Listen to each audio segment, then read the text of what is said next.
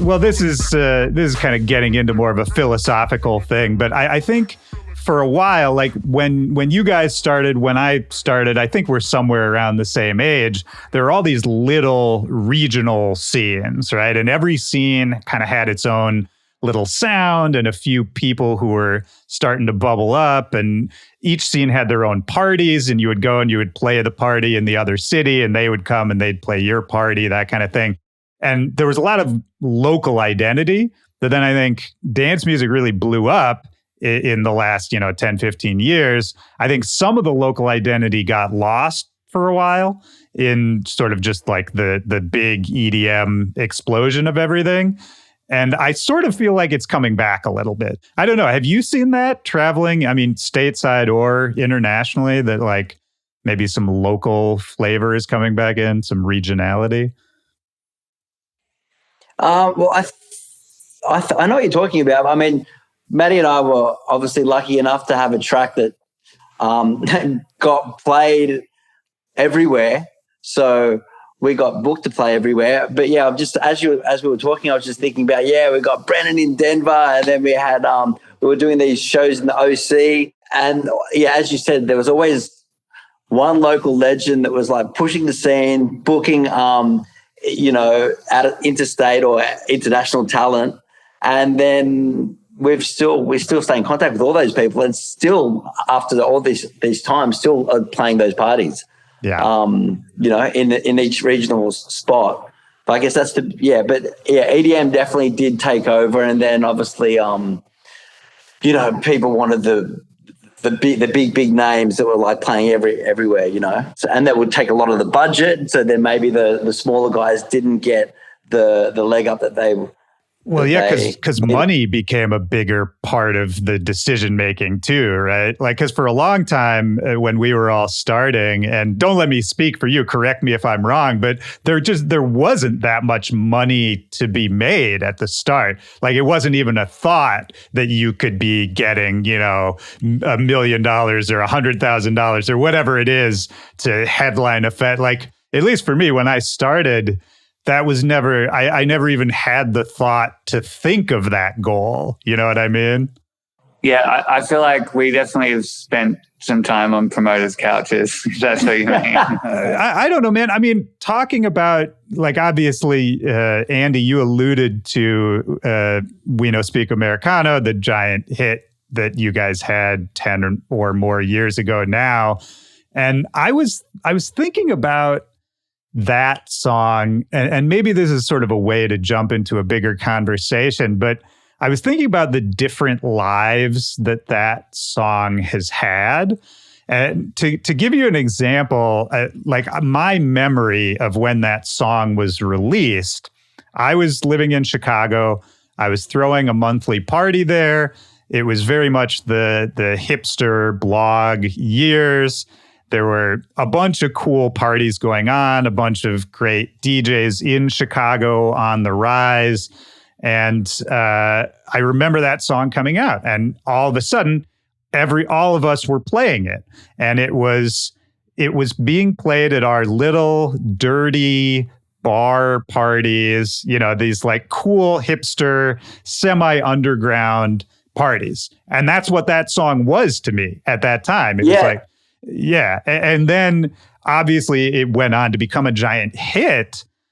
But even beyond that, I think now, I'm sure you can speak to this, but I would say now it's almost coming back around, where I think for a while it was this cool underground thing, then a giant hit, then maybe sort of an ironic track for a minute. But I almost feel like it's come all the way back around, where people are just playing it again unironically because it's a great track. You know what I mean? Your experience of it was exactly like ours. Just like we used to be. I mean, it sounds like we were all doing the same thing. What was it, 2008, 2009? We'd go and we'd be looking for tracks, and Zombie Disco Squad might post up a new edit that he did they did at the time on their blog. And then there was Renaissance Man, and then there was like Made to Play Jesse Rose, and that whole sort of era. Reva Starr, who we were, sort of inspired by to make that track. Incredible, yeah. And then I remember we made this track, and we thought, should we and it was during the MySpace days as well. We thought, I think we even sent it to Reva on MySpace. And we said, Reva, what do you think of this? And then he tweeted or said something like, he goes, oh, these dudes just sent me this track. I remember my mum cooking pasta, like someone sampled this. And like, so we were just stoked that he even listened to it. And then there's obviously Roundtable Nights that had, do you remember those guys that they had a club in Switzerland. And so, yeah, then all of a sudden now MySpace and our probably Facebook were getting like, we'd get these weird DMs like, guys, what's this song? I was just in, where's that? What's his name? Latvia. He goes, I was just lying in bed. I went to this club and I came back and I picked up this girl and I've been listening to this song in bed. I'm like, what the hell is this? And then we went, Matt, this guy's in Latvia. And we were in Bondi. He was over at my place and we wrote back to him. And then 3 months later, we were on tour with this guy in Latvia. So It sort of took on a life of its own.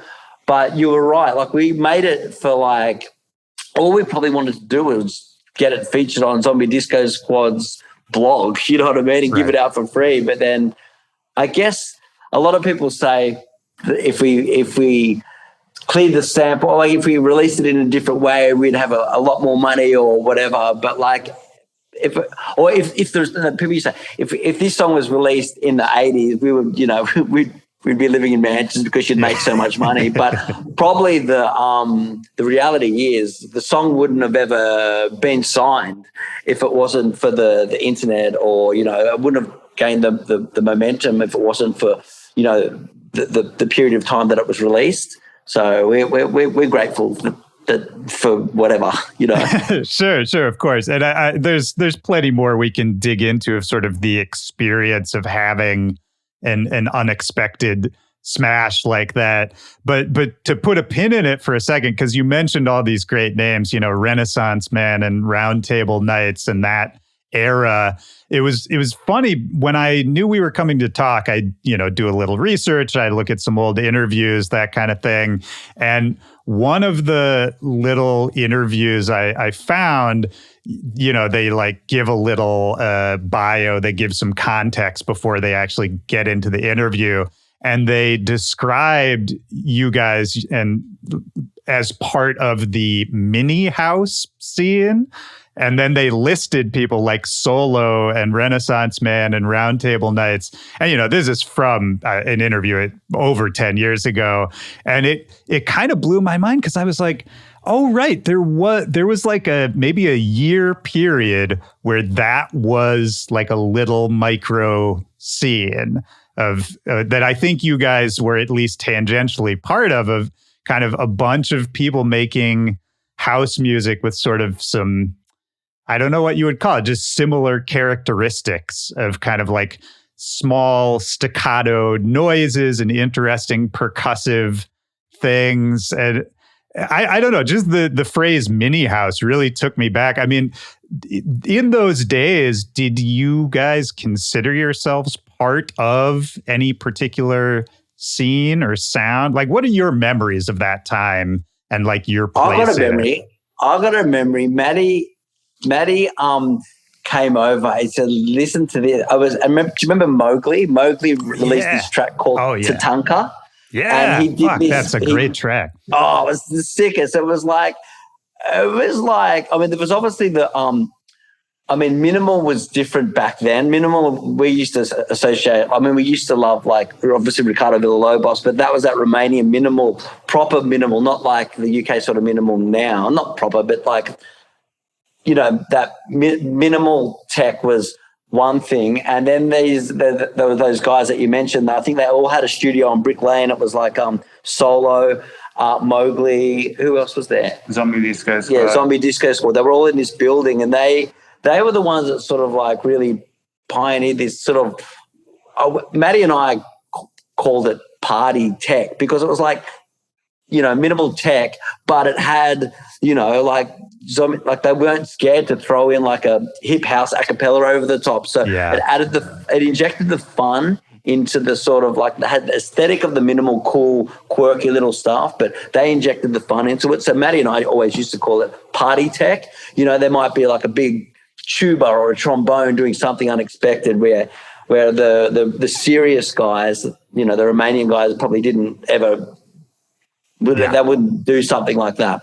So that's what resonated to us, because Maddie and I always used to say, we live in Australia where the sun's shining, and there's always pool parties and like outdoor stuff. So our music's obviously not obviously, but feels a little bit more happy, whereas the European stuff are always a bit more moody and darker.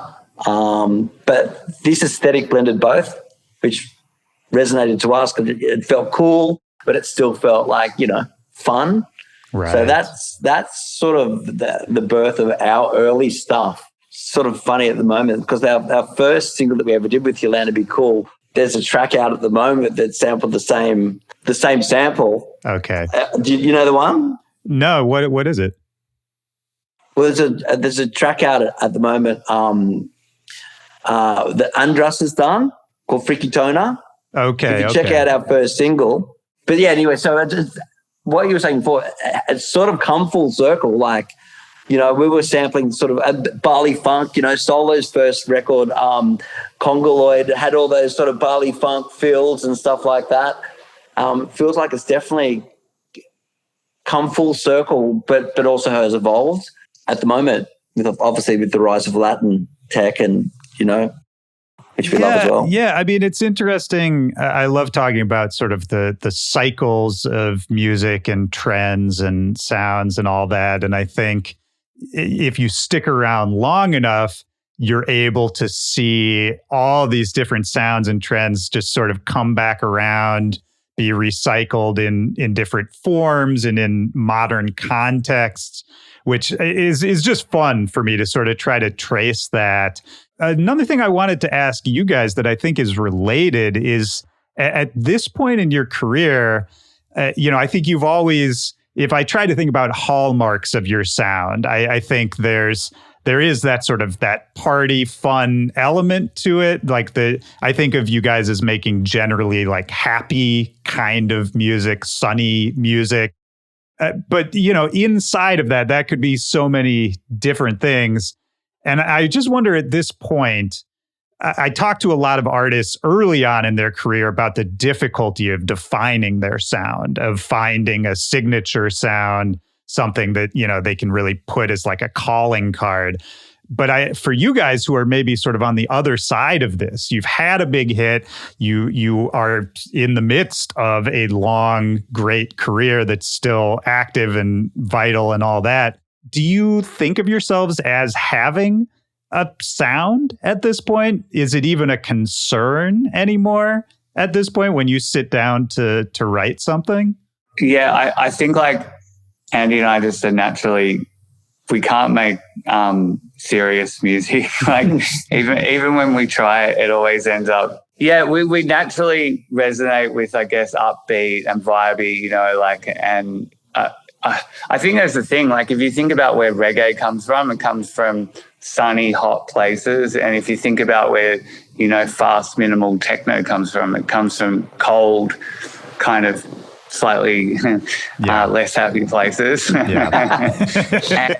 and so I think there's definitely that element. And I think the other element is, you know, our goal for a long time now has just been to make tracks that go off on our dance floors. And so really we're attracted to music that's upbeat and vibey, you know, that's in our set. So that's kind of, we're always trying to make in our heads what will be the biggest song in our set. So, you know, it's always going to be amongst other upbeat, vibey tunes, you know. So I think that's always going to color our sound. But yeah, I don't think we have an intention of, well, we definitely try to have a sound because we want everything to make sense. Right.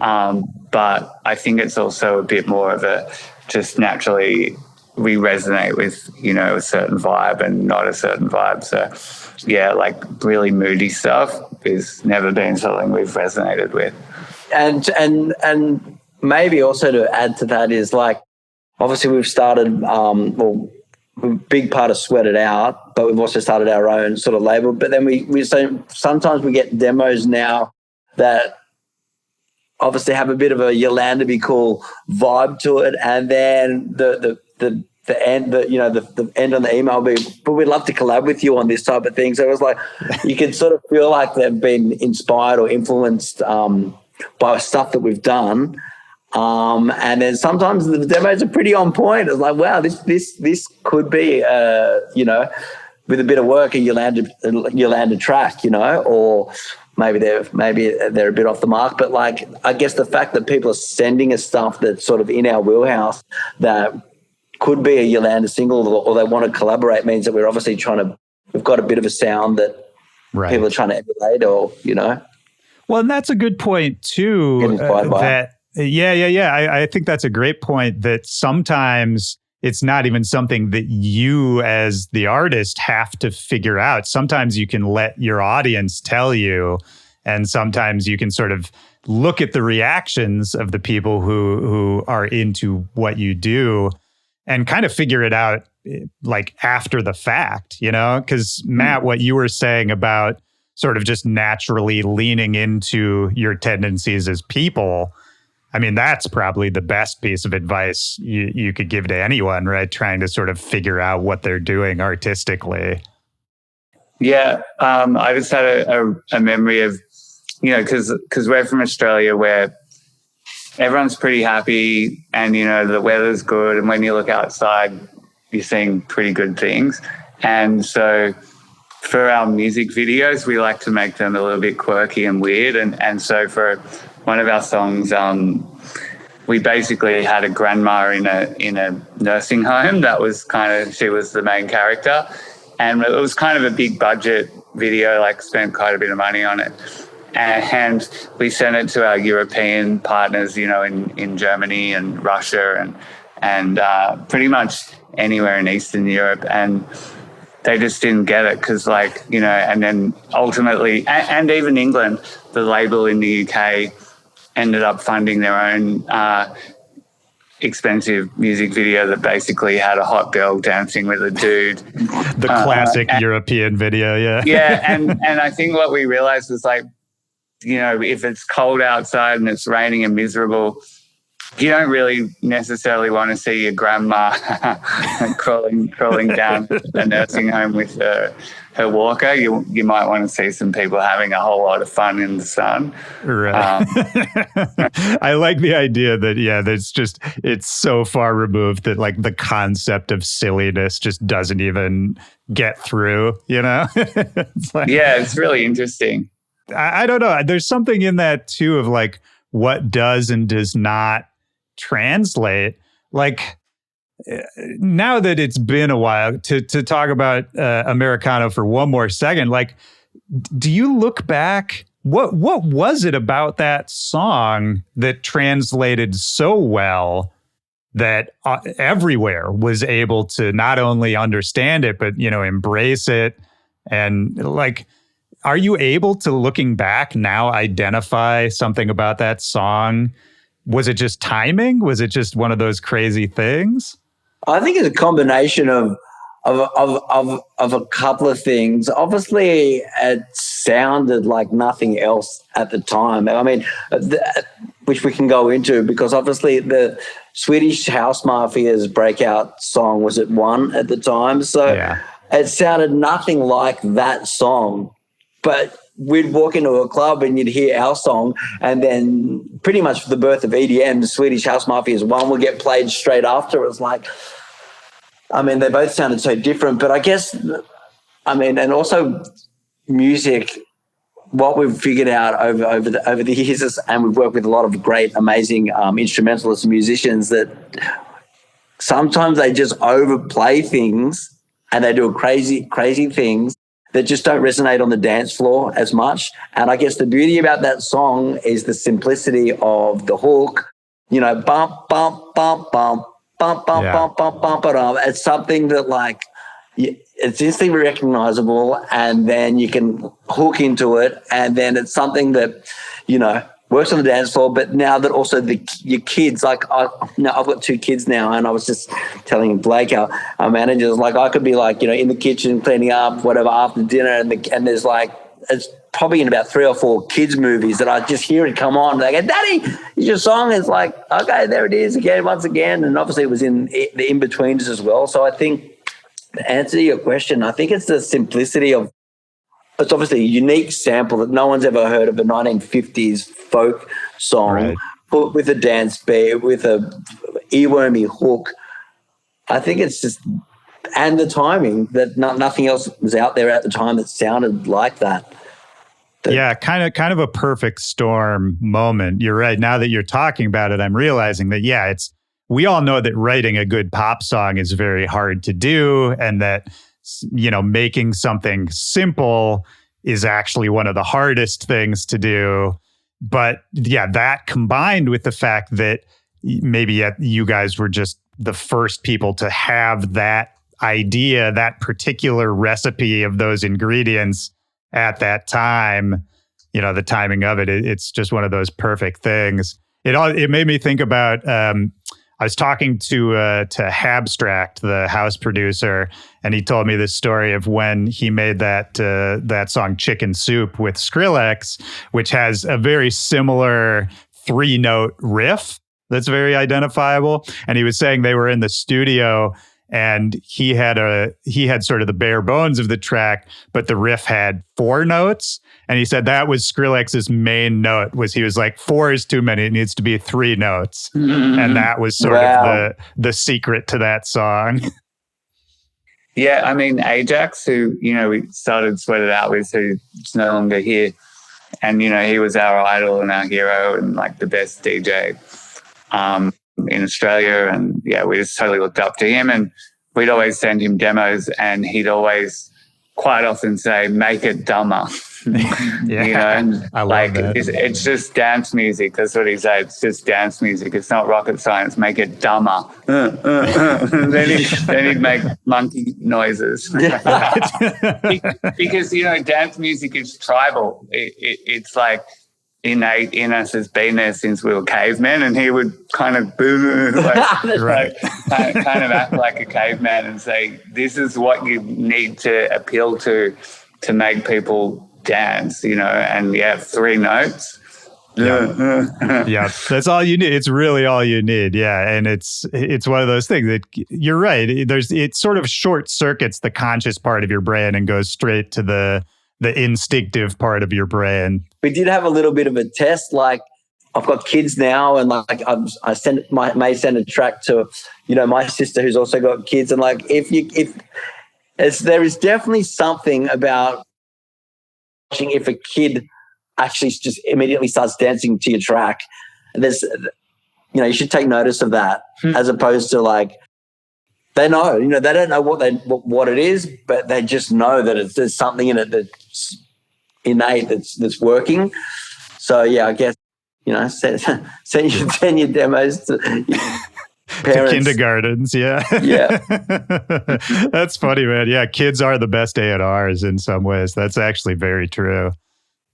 Because they haven't figured out it. You know, it's like the higher thinking might not be there yet, which is kind of what you want, you know? Like, that's, at least for me, like when I'm DJing, it's like that's, if it's the best version of what me DJing is, it's sort of me turning off that part of my brain, right? And being a kid again. Going in the flow, yeah. Yeah. The kids don't know whether you've switched to the relative major in the break.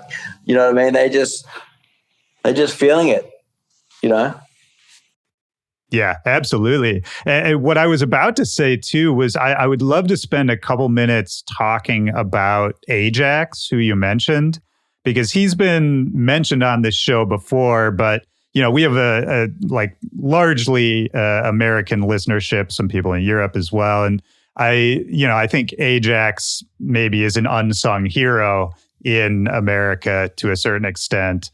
And I know just from talking to other people from Australia how influential he was to so many people and so many scenes and all of that. And obviously even him sort of starting the Sweat It Out label, all of that. Like, who was he to you guys? How did you meet him? What do you think about when you think about AJAX? Oh, I can start. Matt can sort of take over. Please, yeah. So AJAX was just literally the best DJ that I still have ever seen. And then, unfortunately, when he passed away, the tributes from people like they range from like Damian Lazarus to Tigger to AJAX. Like everyone loved his passion and his obviously his DJ ability and his way to read the crowd. And he was just like he was the best DJ ever.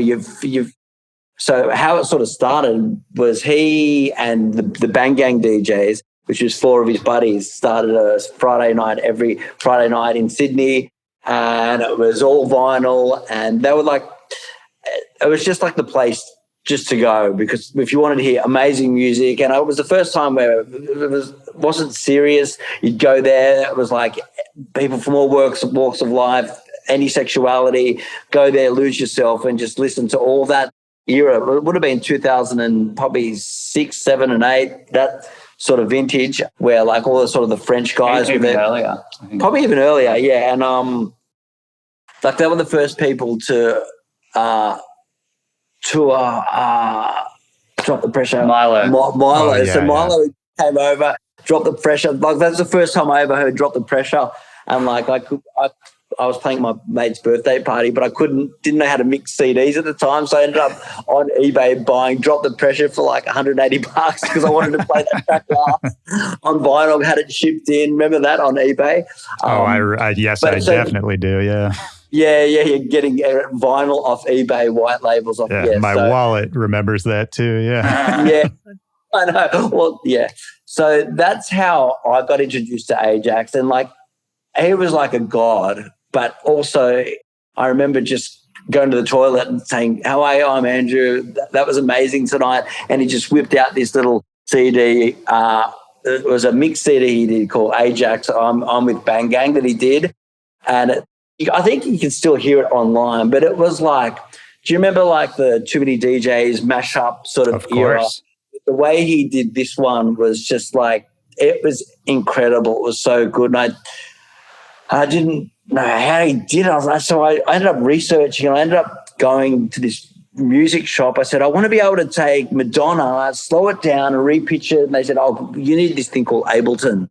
And it was Ableton Live 3, and you used to have to warp all the markers, and Matt was on tour at Brazil at the time. So we recorded our sets on vinyl at the time before that, but that was my first ever produced sort of 60-minute of sort of, inspired by AJAX on with Bang Gang.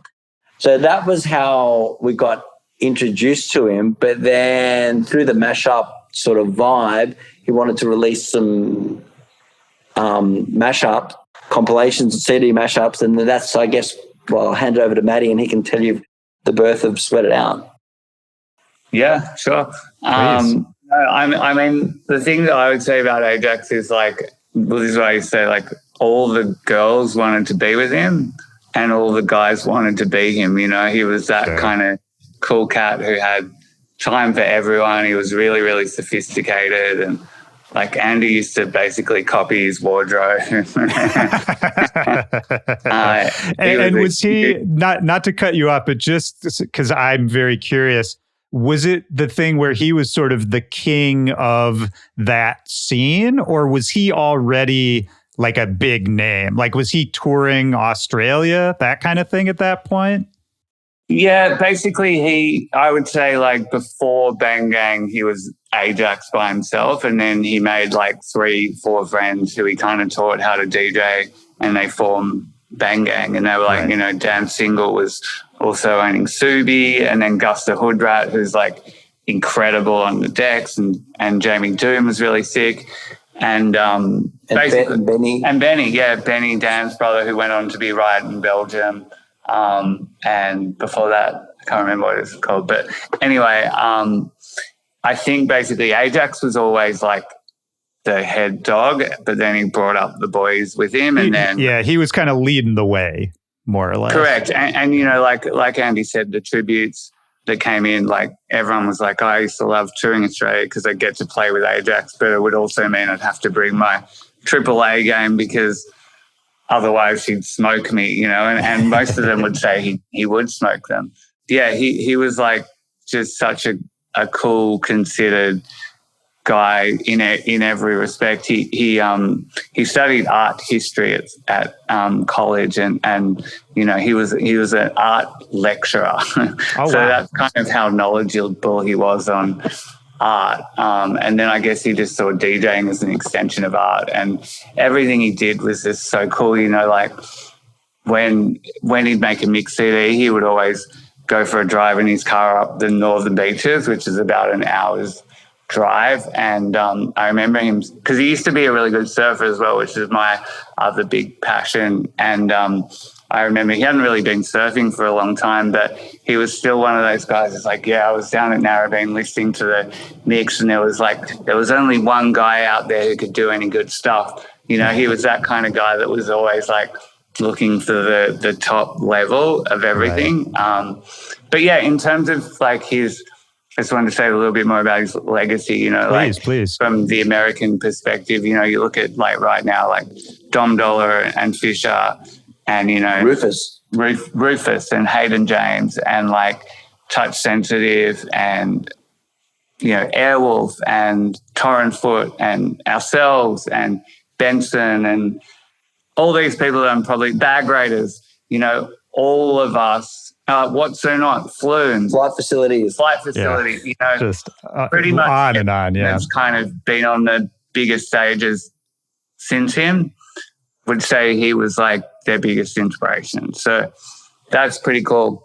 Yeah, so in terms of like how I got to work with him, he was like Andy, my idol. Like I remember walking into a cafe once with my girlfriend at the time. I was like, oh, there's AJAX over there with his girlfriend, and like right. I remember not really being able to enjoy my breakfast because I was so focused on what he was about to do. But anyway, I used to work at Central Station Records, which is it was the largest independent dance label, and I was actually the lawyer for the label. Oh, amazing. And AJAX, he didn't want to work with Ministry of Sound, which was the other option. And so when it came to doing a mixed CD, he was down to work with Central Station. And so Jamie, my boss, who's now also my business partner in Sweat It Out, because we started all together, he got me to do all of the licensing for AJAX's mashup CDs. And basically AJAX started to like me. He's like, you surf, you're cool, and so we became friends. But like, and it was still in the vinyl era. So when he would send us his list of, licensing requests for the CD, Andy and I would instantly be on Juno buying every one of the records. Right. Because obviously it was before Instagram and it was before, to see someone play a record and even to hear the record, you had to be in the club. There was no like, I wonder what Fish played last night at High, and you just jump on Instagram and see every record that got 1,001 track list. Yep. Or, like Shazam didn't even exist, I don't think. But no, there was some other one though that you could. I think there was something that you could ring the number. Yeah, you could ring a number. Really? That's what I used to do at Bang Gang when he was playing. You could ring a number and it would text you back the song. I don't know. Wow, that was weird. That would have been 2000. Yeah. But I was ringing that number. Don't you worry about that. But yeah, so I would do the licensing, and then one day he was like, you know what, I'm getting all these demos from all these people because everyone wanted him to play, their songs. And he was like, I think it'd be cool to start a label. So we're like, oh, yeah, well, maybe we could do it at Central Station. And none of us really being business people. We're like, oh, yeah, cool. But Central Station owned Sweat It Out. So we launched Sweat It Out with Miami Horror, who's another guy who would say AJAX was, his biggest inspiration. They did a mixed CD under Sweat It Out. We did a photo shoot in a sauna.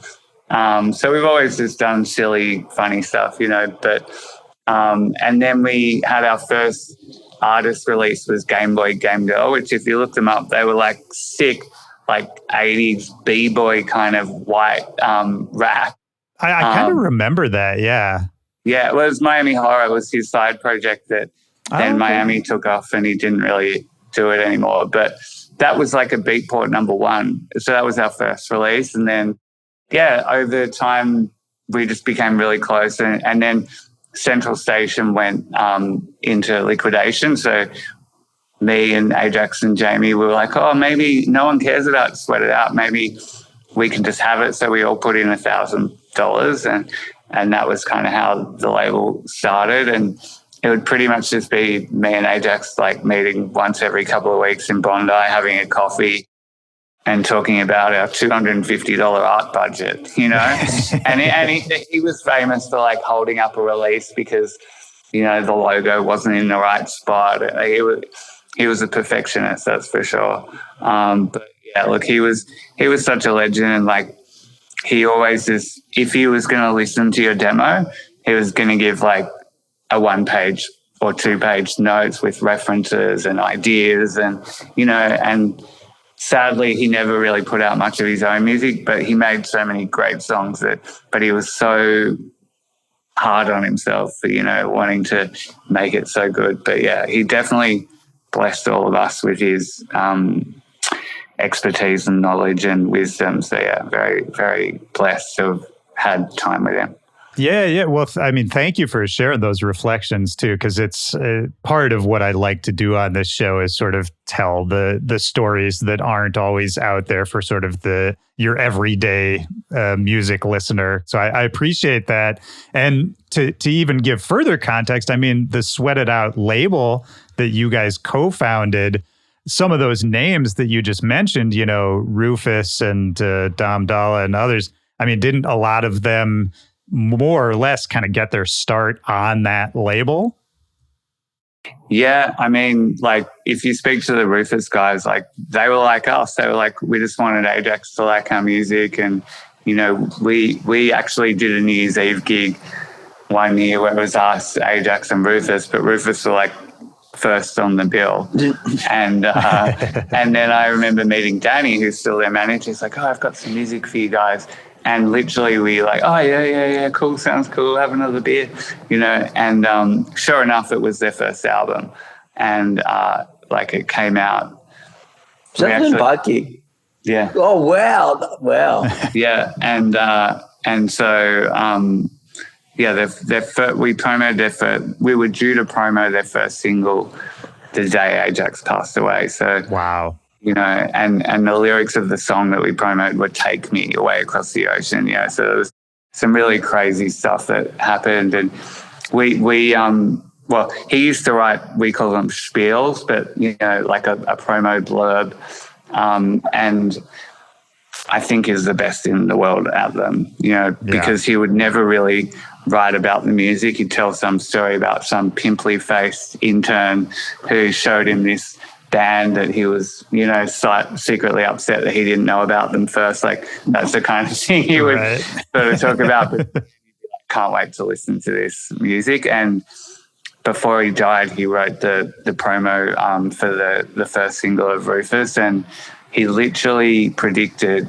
that their second album would be what takes them to huge, like, worldwide fame. Like, he was, He was a visionary, you know, and like Parachute Youth, I don't know if you remember, they had a song, Can't Get Better Than This, that John Summit just did a version of a couple of years ago now. But that was a 10-minute demo that anyone else would have been like, never heard of these guys, and this is, I don't know what this is, and delete, next. He spent 6 months refining and getting people to work on it until it became like the biggest song of the year for Australian music that year.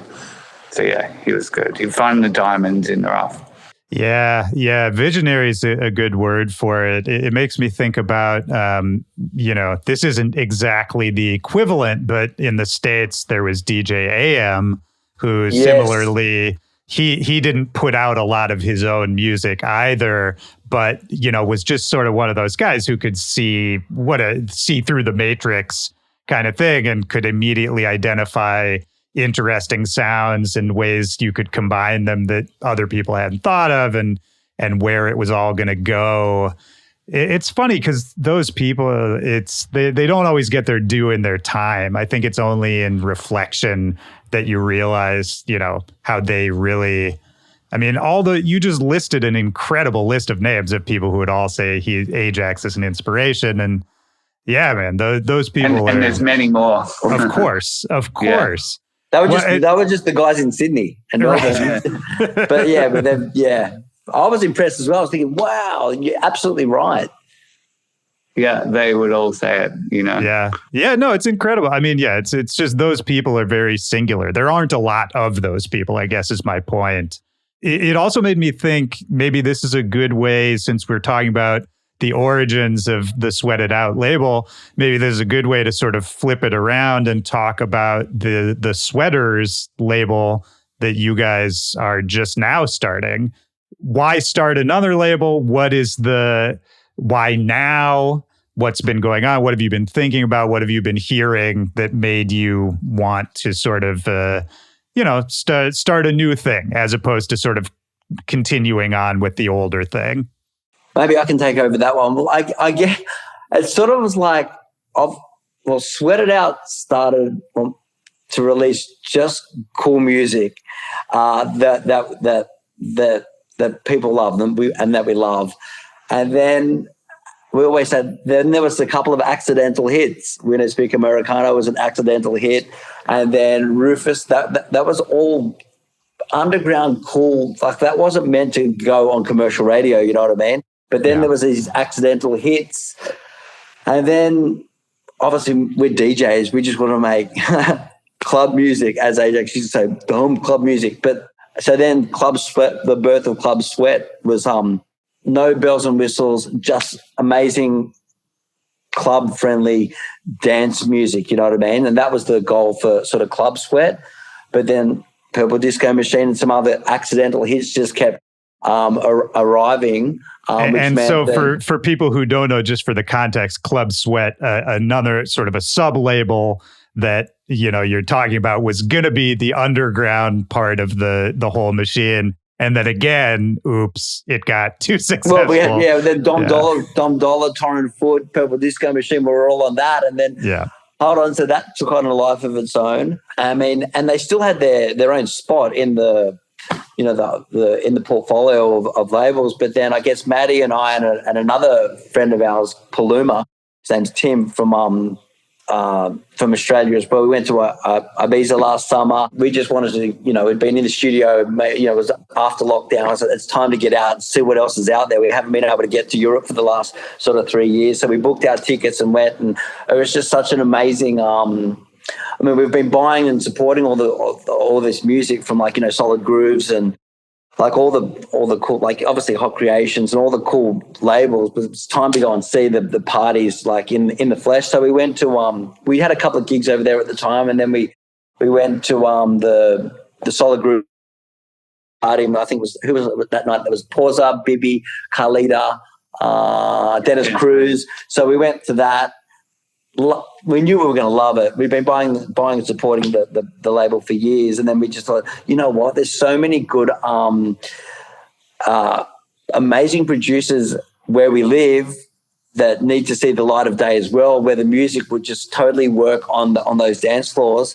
But how are they ever going to, see the light of day? So that's sort of the birth of SWTRZ. We were just sitting around the kitchen in our apartment in Ibiza and just thought, you know what, let's do it. So we weren't sure what to call it, but we wanted to be, and I'm sure we spoke about AJAX as well. It's like, because what would AJAX, like AJAX, let's make tracks, underground house music that's raw, that supports local talent, still with the same sort of legacy of AJAX running through it. And that was basically the birth of SWTRZ, and that's what we've sort of done. We've released some underground Brazilian acts, and we've released some. We've got the Joel Cantone and Caleb Jackson, some just local Aussies that are really just about to blow up. And we've got our first, and we've got a Paluma single that's still in the deep minimal charts on Beatport at the moment, Man Eater with Tyson O'Brien. And then, tomorrow is it? Or then in 2 days' time, we've got our first single with our friend K-Vision on the label as well. It's called Hip Trumpets. So that was pretty much the idea of starting SWTRZ, No frills, just dance floor related, raw, house, minimal music. Yeah, I love it, man. And I've heard Hip Trumpets. I really like that too.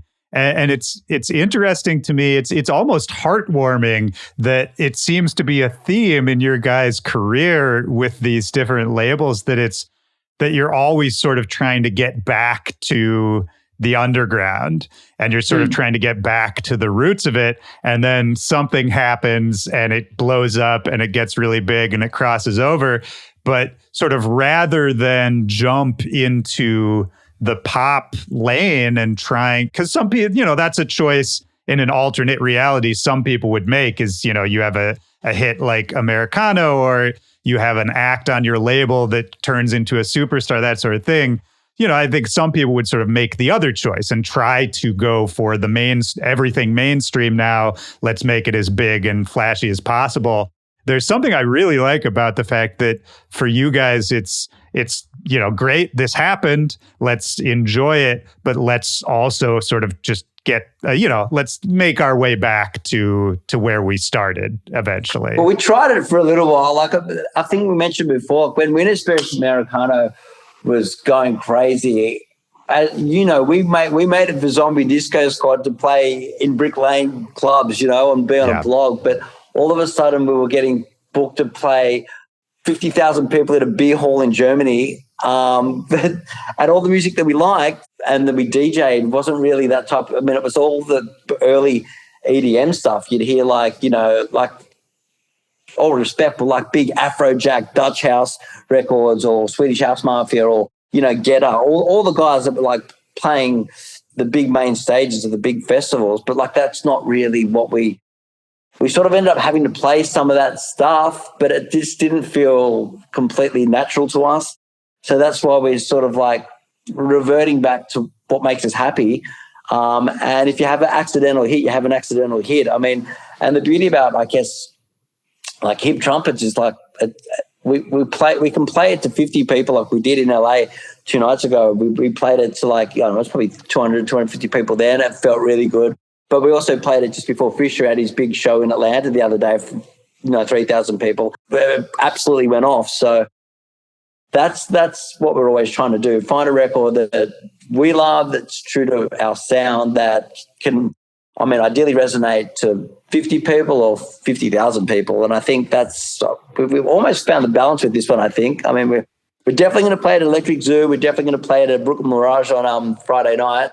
Nice. So we can let you know how it goes, but fingers crossed it's going to go I'm on. sure it'll go great, man. I think we're at talking about the cycles of everything again. I think we are at a fun point in dance music where slightly more underground, slightly deeper stuff, for whatever reason, we're at a good point in the timing of it where that's sort of a good sound for a big crowd right now. And I think, I'm sure you guys, as much as I do and a million other DJs, like as a DJ, that's a great time to be out there playing music. Because there's definitely been times, at least in my own career, where it felt like this is an open-minded time and I can play a lot of weird shit. And then there's been times where it's like, this is not really the time for this, So true. Yeah, I was just thinking back to we could call them the dark days of EDM. And, all the big DJs would play 128 BPMs. They'd play 16-bar intros, 16-bar outros, and it never felt like DJing. It just felt like drops into drops into drops into drops.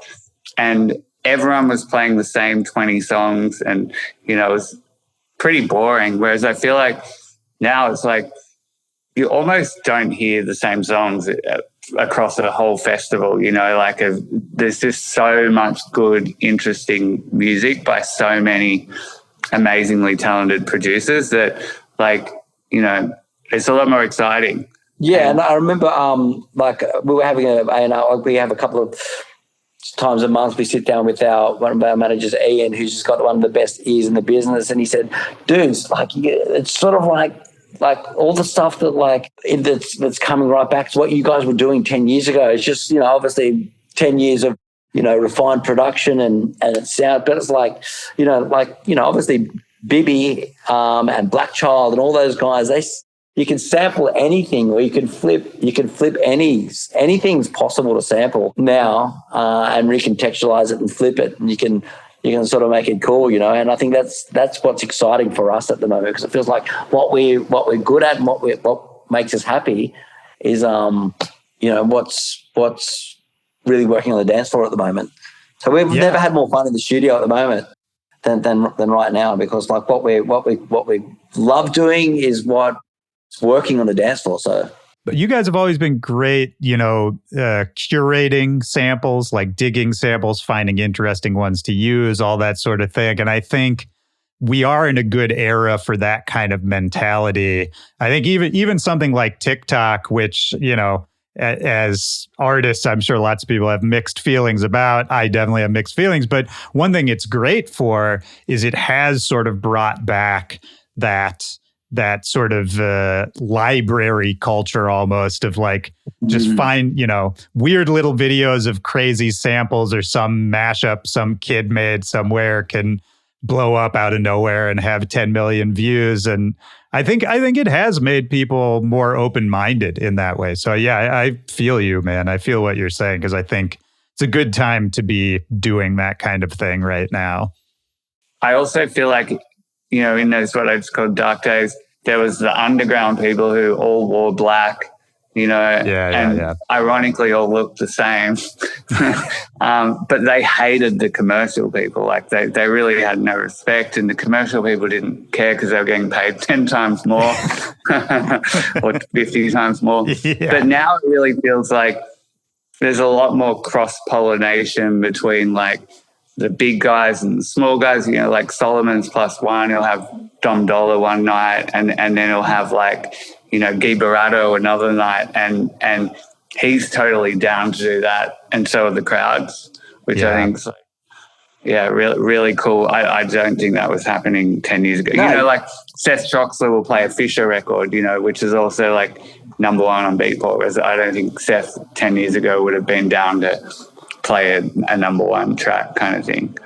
Yeah, I know exactly what you mean. This is great, by the way. I'm having a great time talking to you guys. I will be conscious of time. I'm not going to keep you here all day. I have just a couple more quick things I wanted to hit before we get out of here. One of which was that you mentioned you guys were spending a bunch of time in Ibiza on and off. And were you living there at a certain point? Yeah, well, I guess in 2011, we moved there, and we got a big villa in the middle of the island, had a studio underneath the pool, which we actually didn't know that we had. But we were living in Australia, and then pretty much flying to Europe or the States every sort of like couple of weeks. I was just like, this is ridiculous. The next year, base ourselves in Europe, and we thought Ibiza would be a pretty easy place to get in and out of, which it actually isn't. It's pretty much Barcelona, Madrid, then somewhere else. But right. Look, we had the best time living there. We had the best time living there, and then I also got married in Greece that year, and all our friends flew over. But yeah, we pretty much go every year, just because it's like, it really is such an amazing place. I think. I first went there in 2001, 2002. DC, you'd go to Space all day Sunday. We love Space on Sundays. And then the after party would be at DC 10, which would open at 10 a.m. and you'd spend all day on the terrace there. Obviously, things have changed a bit now. You go day parties seem to have been banned or whatever. We went to play last season. I don't know what it is about making a lot of noise in the day, but it doesn't seem to happen so much anymore. But we've been going there for obviously over 20 years, and we still get the tingles thinking about going. We're chatting to Blake, our manager, yesterday, saying next year we're booking tickets, we're going, it's going to be epic. Obviously Fisher's got the residency there, which we've played it high with him. We didn't play this year, but we played last year. So we love it. It's good. Let me ask you, just again, American audience, American context, for people who haven't been to Ibiza. I think any dance music fan knows that it's a legendary place, that it's a very influential and important place. In your opinion, you don't have to be the authorities on it, but just for you, what's different about it? Why is it such an important place for dance music? Like, what happens there that doesn't happen other places? Well, I would say like it's in your face from when you land at the airport. You literally land at the airport, and the baggage carousels have got every single big DJ. I guess Vegas has that a tiny bit. Yeah. But literally, and there's people handing out flyers as you get your bags, you know, and probably there's a few big DJs on your flight or, you know, waiting for their bag, and you see a lot of the Rimowa bags, you know, with the stickers and of course all that.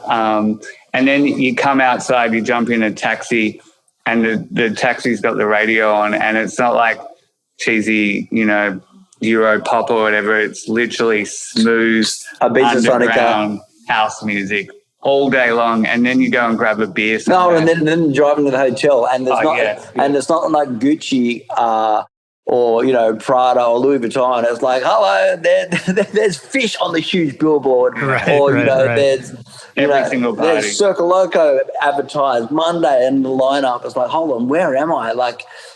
So it's in the culture almost. It's like you've entered into a little world. It makes me think about this. This is a ridiculous comparison, but I'm a Star Trek fan, and my wife is like a huge Star Trek fan. And we recently went to a Star Trek convention just for fun.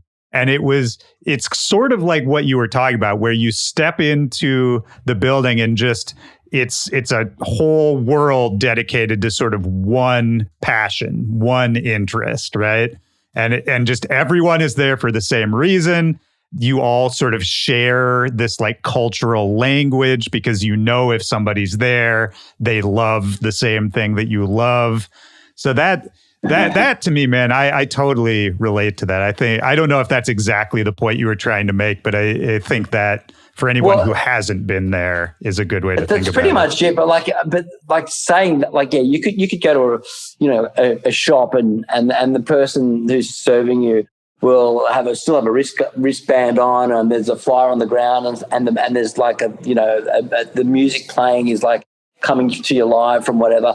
But saying that, there's also you could go to Ibiza with your family or jump off a super yacht and have a completely different, unrelated experience, which is equally as amazing, but not dance music focused, but equally as, you know, I'm sure there's the whole wellness side of the island. It's a very spiritual island. It's also like where we stayed in Santa Gertrudis. We wanted to stay in a really traditional little spot where there'd be the white church. There'd still be like the odd flyer here and there, but like, you know, the kids were going to school, and we all learned Spanish, and it was really traditional little, you know, they'd still have siesta. We'd like want to go buy something, but like everything's shut between, 3 and 5. So it's really traditional little Spanish Balearic island. If you wanted that experience as well, but obviously we want a bit of both. We want a bit of both. Yeah. If you want to go, and there's just so many, so varied. Beautiful. Well, and that's probably part of it too. The environment, kind of like you were saying, being from Australia, there's a certain like happiness or sunniness that's in a lot of the music. Probably for Ibiza too, that has to play a part as well, because that certainly would influence the sounds and what people want to hear. And then that sort of, it's like all the DJs and all the fans come to that one place, and then they all leave. And that sound sort of, starts spreading a bit. And that makes sense too. And Matt, actually, it made me, what Andy was just saying about the wellness side, I wanted to ask you about meditation a little bit, and about the Baseline Happiness project that you're doing. Am I right that you're doing it with Blaze? Yeah, you know Blaze? Yeah. Old buddy. He's been on this show, but yeah, I love Blaze, man. I don't get to talk to him all the time, but yeah, I love him. I love him too. So I became a Vedic meditation teacher in April last year, and Blaze and I were on the course. It's like 3,000 hours leading up to it, and then it's a 14-week intensive live-in program. So it's like you come out of there pretty well trained, I think. That's a lot of time. It's a lot of time, yeah.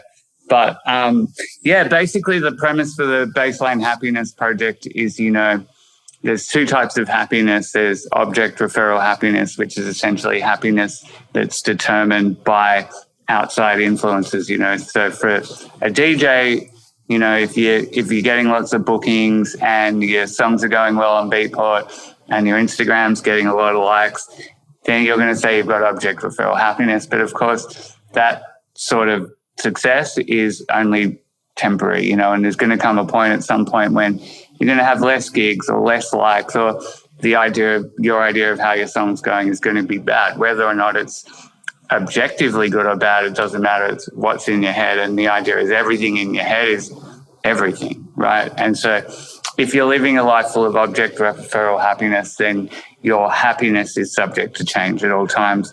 Whereas what we talk about with baseline happiness, or what we call self-referral happiness, is happiness that comes from inside, that is there irrespective of, whether you get likes. You get a lot of likes, I was already happy, but that's great, Yeah.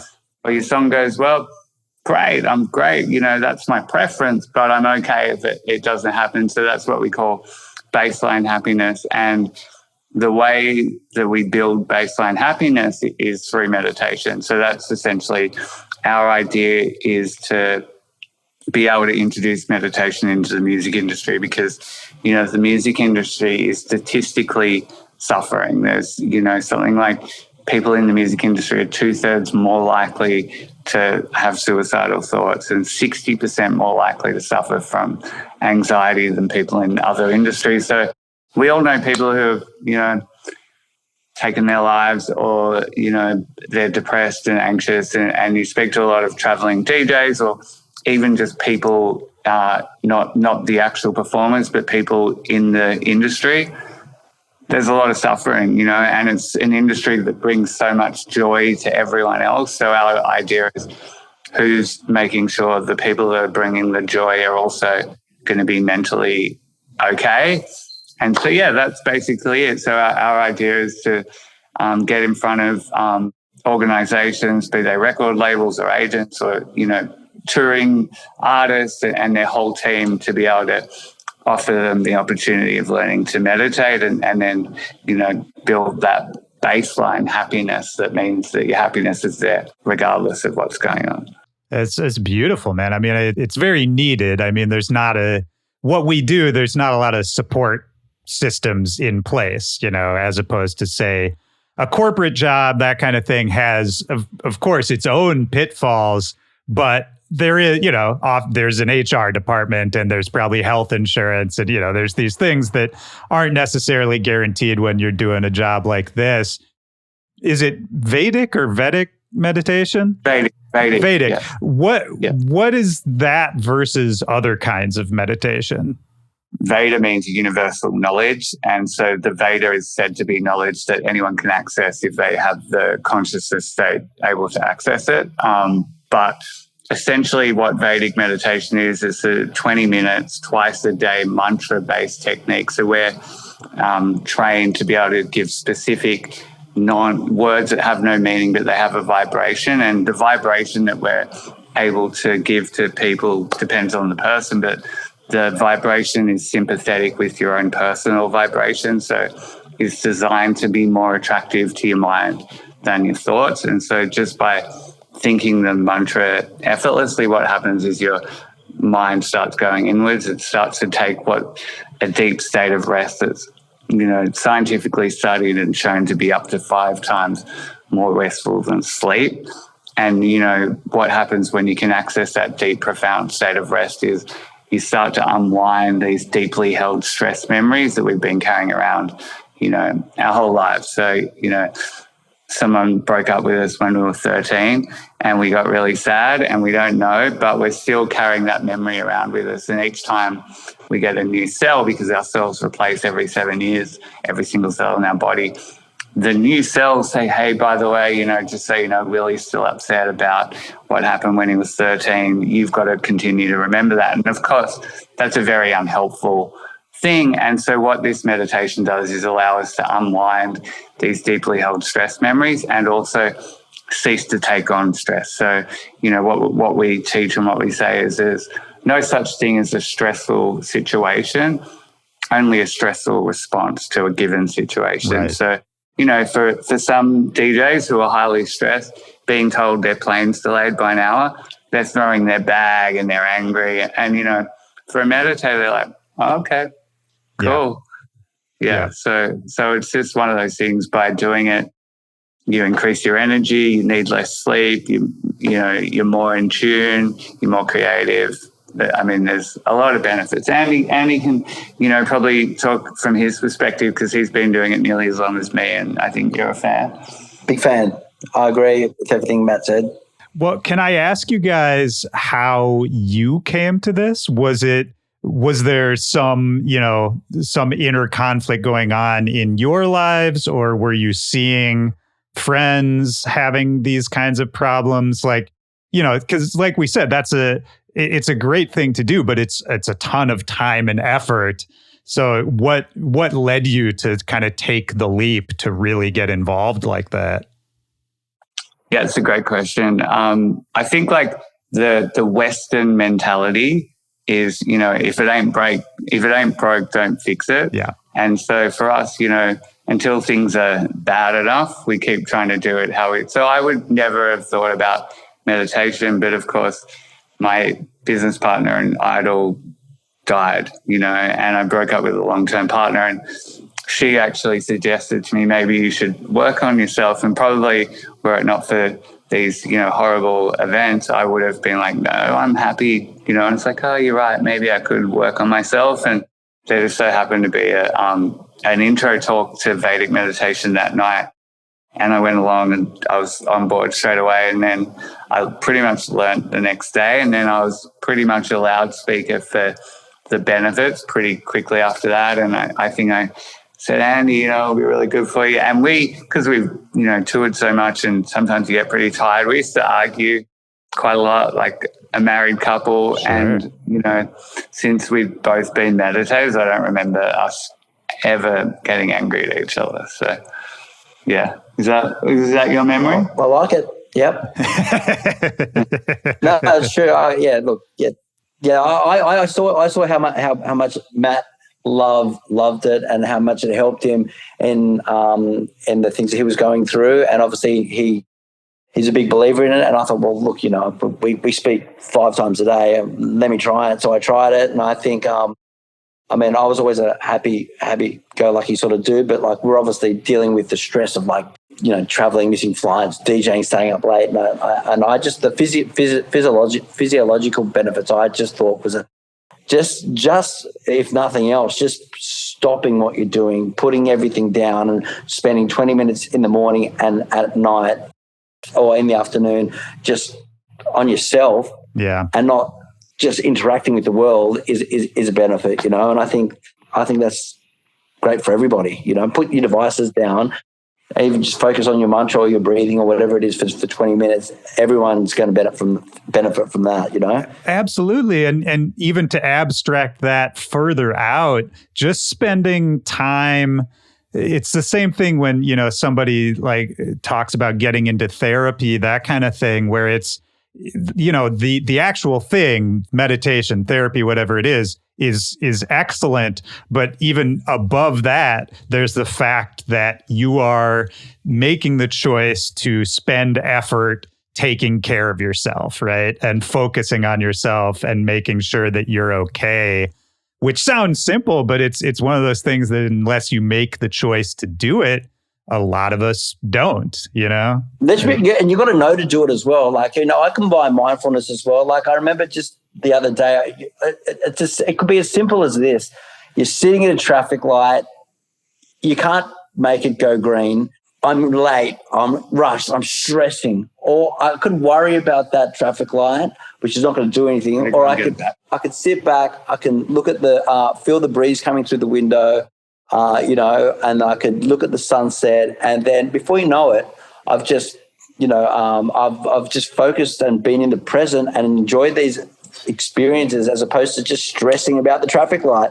So nothing's changed other than the fact that the way I've dealt with this 3 minutes of what could be an unnecessary stressful ordeal has just been a little 3-minute break, feeling the breeze on my face, you know what I mean? And then boom. Now I'm off to the airport. So I guess it's those just simple things like that, which you combine with the Vedic meditation, but is a good way to I mean to move it.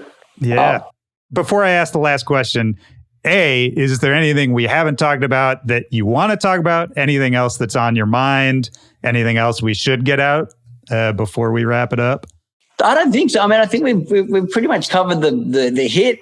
into our current single, which we're really, really excited about, and the new label we've spoken about. I mean, I think I know what you want to talk about, which is sort of how we sort of got into it. Well, and my only question there was going to be kind of just as an easy way to put a button on this whole conversation was, rather than sort of talking about your whole path and how you met and blah, blah, blah, just do you have either a single memory or a impression, a couple memories maybe from childhood or teenage years, something early where you think maybe the switch got turned on for you as far as music goes, as far as that spark, that passion, whatever it is that's sort of still fueling you guys now and keeping you here.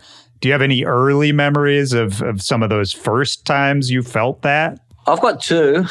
I mean, my first ever compilation was Choose 1985. And I think it had "I Wear My Sunglasses at Night."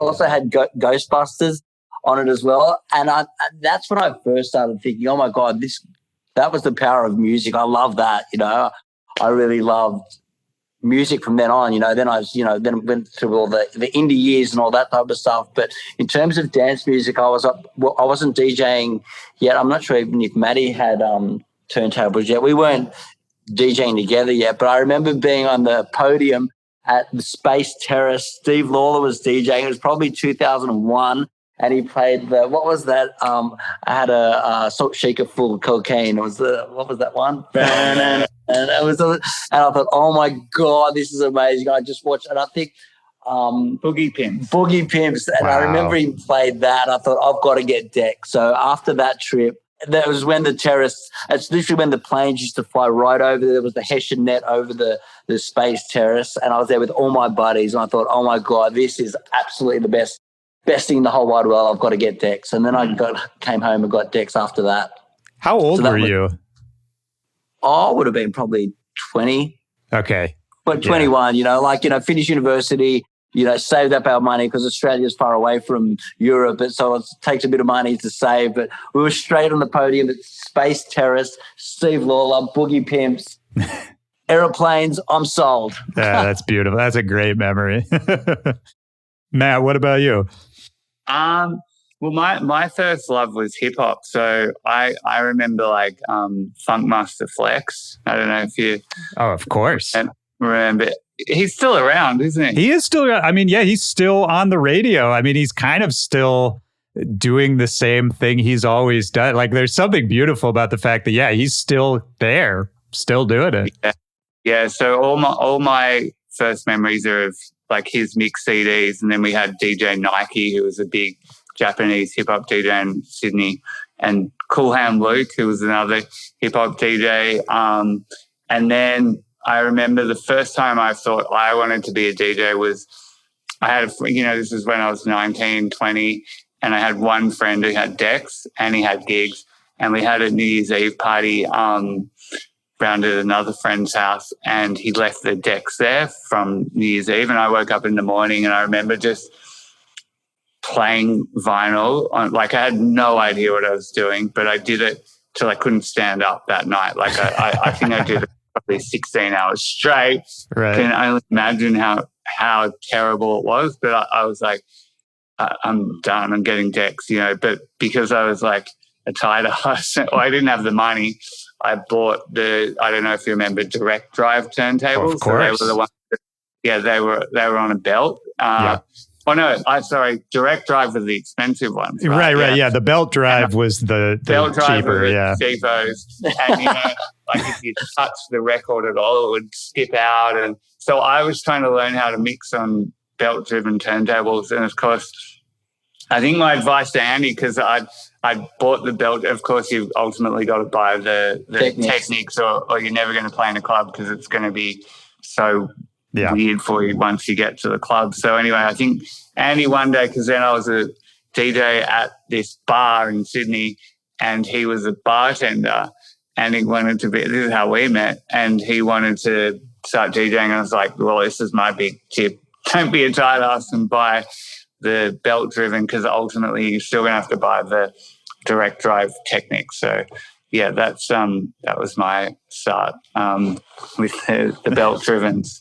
Yeah, so I bought on them. I bought the Technics, but when I got, this is another little funny story. So I found probably on eBay again, or forget how, no, maybe it was Gumtree or whatever. I found a guy who was selling his turntables, and he also said, I'll also chuck in a box of these of vinyl. And I went, okay, sweet. But so I went back and I was just learning how to mix in my bedroom. And then my friend gave me my first little gig at one of her birthday parties. But like, I had all the best tracks from last year, but they weren't current. But like, they were still all amazing songs. Some of them I still play now, like early Cascade and stuff like that. But on